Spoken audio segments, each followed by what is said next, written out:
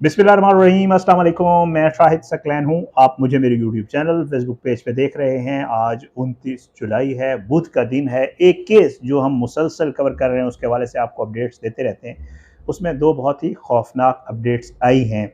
ये केस जूँ जूँ सामने खुलता जा रहा है तो अजीब व गरीब किस्म के मामलात सामने आते जा रहे हैं।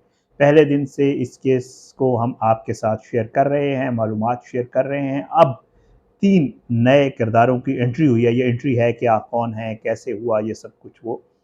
और एक और हैरानकुन और बहुत खौफनाक चीज़ सामने आई है कि ये जो ज़हर वाला मामला है, ये कैसे हुआ, क्या कुछ हुआ, किस तरह मंगवाया गया।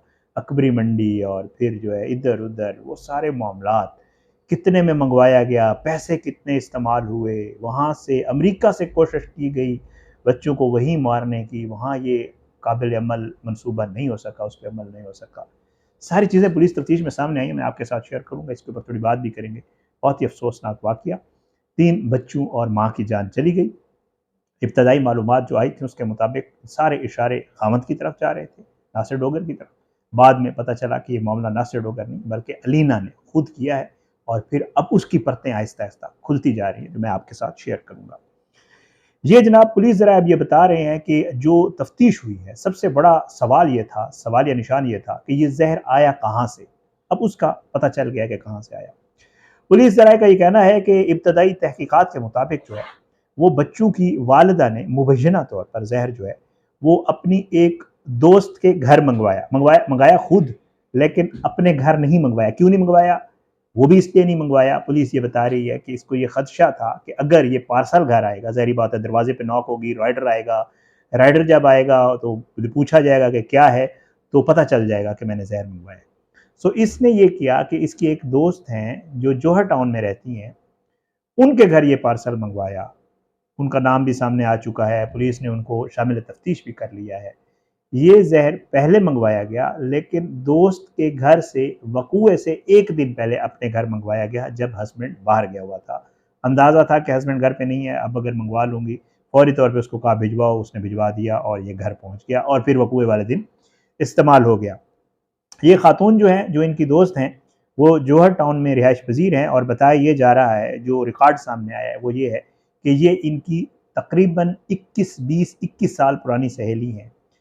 अलीना और इसकी ये जो दोस्त हैं जिनका नाम मुंतहा बताया जा रहा है, इन दोनों का जो है ये कॉलेज में 2005 में जो है वो इकट्ठे पढ़ती रही हैं, क्लास फेलो रही हैं, कॉलेज फेलो रही हैं और जो है ये सारा मामला जो है वहाँ पे किया गया। अच्छा, ये जो जैसे मैं आपको बता रहा हूँ कि ये सारा मामला जो है ये ऑनलाइन राइडर के थ्रू हुआ। वहाँ से दुकानदार, अब मैं आपको दुकानदार का भी आगे चल के बताता हूँ कि जी क्या मामला है, वो सारी चीज़ें रखते हैं आपके सामने।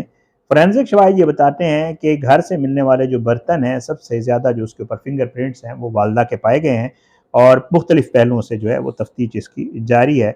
अब जो मोबाइल रिकॉर्ड है, उसकी मदद से 3 लोग जो हैं वो सामने आए जिनको पुलिस ने हिरासत में ले लिया। वो मैं आपको बता देता हूँ कौन-कौन है।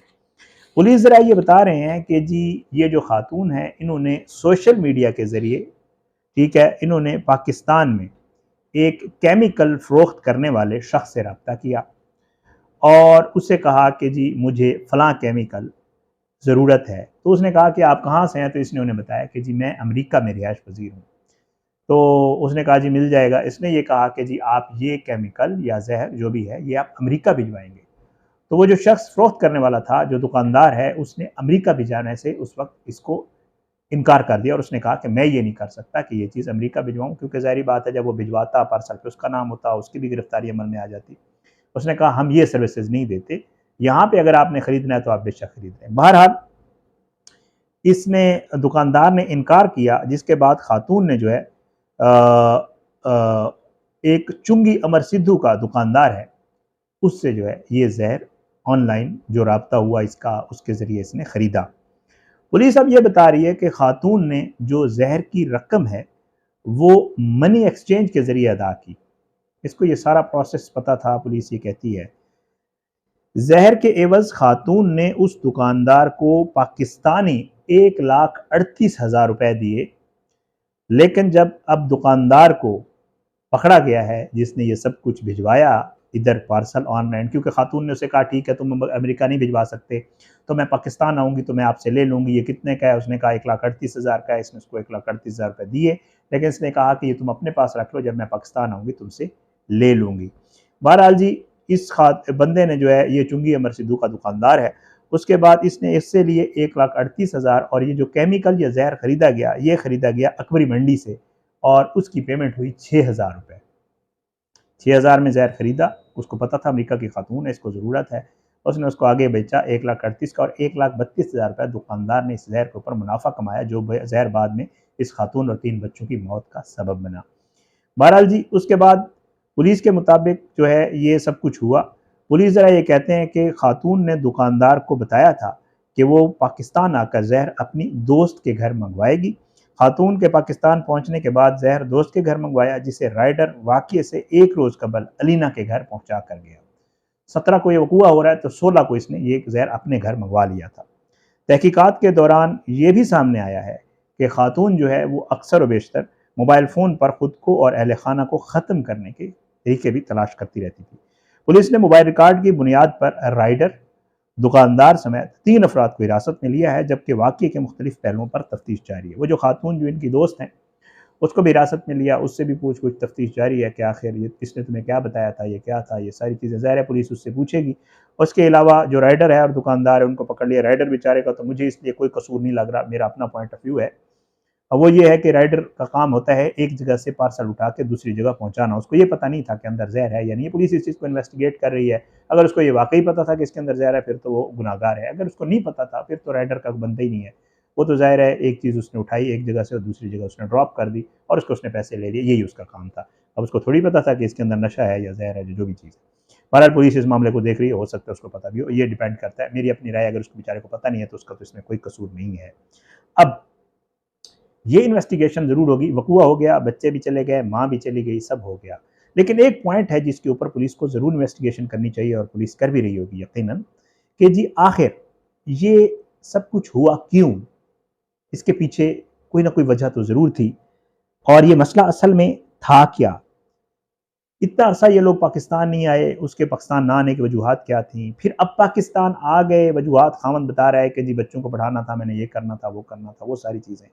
और फिर एकदम से इतना अरसा साथ रहना, 3 बच्चे होना, तब तक कोई मसला ना होना, और एकदम से इतना बड़ा ज़्यादा मामला हो जाना। खुदा न खास्ता बताया ये जाता है कि इतना खौफनाक वो केमिकल या ज़हर था कि उसने अंदरूनी अज़ा को बिल्कुल 100% बर्बाद तबाह कर दिया था। जिन्होंने ये खाया, उसके जो बच्चों के और जो इसके अंदरूनी अज़ा थे, उस बिल्कुल फ़ारिग हो चुके थे। तो इतना खौफनाक काम क्यों किया गया? इसके पीछे कुछ अवामिल यकीनन होंगे। अच्छा, एक चीज़ बड़ी अहम है इसमें, और वो है टेलीफ़ोन का फ़ोरेंसिक, जो कि टेलीफ़ोन, मोबाइल फ़ोन इसके हस्बैंड का और इसका, वो कस्टडी में है, जो तहकीकाती तफ्तीशी इदारे हैं उनके। अब जो है उसमें यकीनन चीज़ें रिकवर होंगी। बहुत सारी चीज़ें आपको पता है, जब ये अगर चाहें ये तफ्तीशी इदारे, तो जो डेटा होता है मोबाइल का, जो चैट्स होती हैं, जो भी चीज़ें होती हैं, वो रिकवर करते हैं और वो रिट्रीव हो जाती होती है। उम्मीद ये है कि जब वो रिट्रीव होंगी तो यकीनन पता चल जाएगा कि पाकिस्तान आने से पहले या पाकिस्तान होते हुए या वहाँ से रवाना होते हुए या इस सहेली से जो उसकी गुफ्तगू हुई थी, या बाकी लोगों से, दुकानदार से या बाकी घर वालों से जो उसका राब्ता था, उसमें कौन सी ऐसी वजूहात थी जिनके हवाले से शायद उसने कभी जिक्र किया हो, खामन से उसकी क्या बातचीत होती थी, और ये सारे मामला कैसे चल रहे थे। पुलिस यकीनन इन चीज़ों को इन्वेस्टिगेट कर रही होगी, क्योंकि ये केस आसानी से बंद होने वाला केस बिल्कुल भी नहीं है। इसमें 4 कीमती जानें गई हैं, जिसने ली हैं या जैसे ली हैं, वो चीज़ें तो खुल के सामने आ रही हैं। लेकिन ज़ाहिर है इसके पीछे कुछ अवामिल हैं। अमेरिका से उसकी जो डेटा है, उसके हवाले से भी कहा जा रहा है कि जी मंगवाने की कोशिश की जा रही है। उसकी जो पिछली मेडिकल हिस्ट्री है, जहाँ से वो इलाज करवाती रही हैं, जहाँ जो कुछ उसने किया वहाँ पे, तो वो भी मंगवाया जा रहा है, और ये सारी चीज़ें। और इसमें ज़ाहिर है वहाँ पे यूएस जो एम्बेसी है वो भी इन्वॉल्व हुई होगी, और क्योंकि इस इन्वेस्टिगेशन को बड़ा जो है स्पीडी चलाया जा रहा है और सारी चीज़ें। तो ये वो चीज़ें हैं जो इस केस में खुलकर सामने आई हैं। बड़ी अफसोसनाक इस मामले के बहुत सारे पहलू हैं, जिन पे जितनी बात की जाए वो कम है। लेकिन बहरहाल बड़ा एक अफसोसनाक वाक़या हुआ, जिसमें कीमती जानें गईं जो नहीं जानी चाहिए थी। चीज़ें खुल रही हैं, लेकिन मज़ीद तफ्तीश की बहुत ज़्यादा ज़रूरत है, और इन्वेस्टिगेशन जो एजेंसीज़ हैं, जो तहकीक करने वाले इदारे हैं, वो यकीनन कर भी रहे हैं। इस हवाले से जो भी चीज़ें सामने आएँगी, जो भी हक़ाइक़ सामने आएँगे, जो भी डिटेल सामने आएँगी, वो हम आपके साथ शेयर करते रहेंगे। अपनी दुआओं में याद रखिएगा। अल्लाह हम सबको अपनी ज़ुबान में रखे, अल्लाह हम सब पे अपने रहम करम करे और अल्लाह जो है हमारे मुल्क का आम या नासिर हो।